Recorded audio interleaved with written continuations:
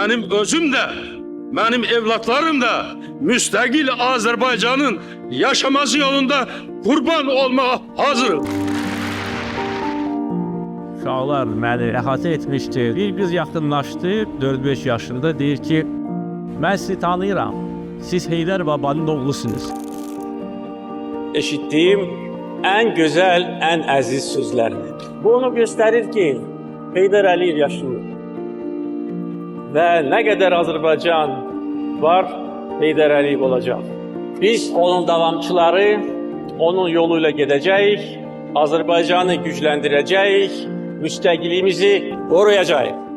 Küçelere su serpmişem, küçelere su serpmişem. Yar gelende toz olmasın, yar gelende toz olmasın. Mən həmişə fəxr etmişəm.